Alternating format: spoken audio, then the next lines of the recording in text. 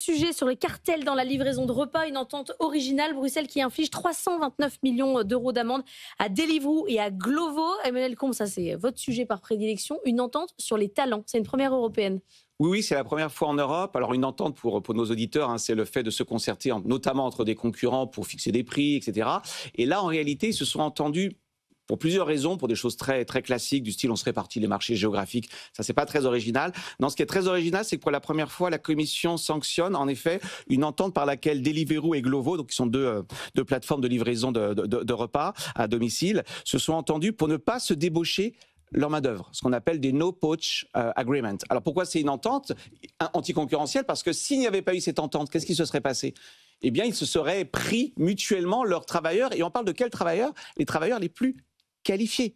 Mais on ne parle pas des livreurs. Hein. Et oui, et donc, qui a été finalement la victime de l'entente? D'abord, les salariés, puisque la concurrence, ça fait monter les salaires. Si vous me proposez de venir chez vous, a priori, je viens chez vous parce que vous allez mieux me payer. Donc la première victime, ce sont les travailleurs qui ont été privés finalement d'opportunités salariales. Puis un second aspect, dans cette guerre des talents, finalement, il y a une sorte de pacte de non-agression. Tu ne me prends pas mes talents, je ne prends pas tes talents. Bah oui, mais alors du coup, si jamais moi j'ai une super innovation, j'ai besoin de beaucoup plus de talents, finalement, je ne vais pas pouvoir les prendre chez mon concurrent. Donc ça a également brider potentiellement l'innovation. Donc c'est intéressant parce que pour la première fois, l'Europe condamne une entente sur le marché du travail. Alors les Américains l'avaient déjà fait. Hein.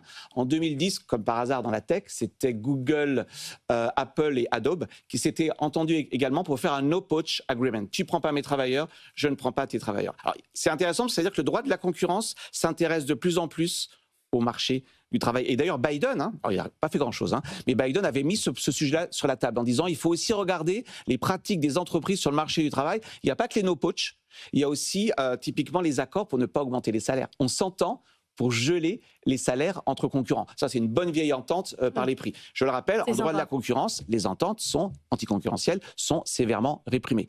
En France, pour l'instant, il n'y a pas eu encore de dossier. Il y a eu un dossier au Portugal, la Ligue portugaise de football, il s'était entendu les clubs pour ne pas se prendre les joueurs entre eux. Là, on voit très bien, c'est-à-dire qu'un joueur a été privé finalement d'aller chez un concurrent. Ça veut dire quand même, Isabelle, que la guerre des talents fait toujours rage. Sinon, Oui, j'allais dire, le fait que ce soit un sujet plus récent en Europe qu'aux États-Unis reflète peut-être aussi le fait que le marché du travail se porte finalement historiquement bien à l'échelle européenne et en particulier sur des segments de travailleurs très qualifiés dans le domaine de la tech, etc. Il y a des vraies pénuries, donc c'est une bonne nouvelle en quelque sorte. Denis.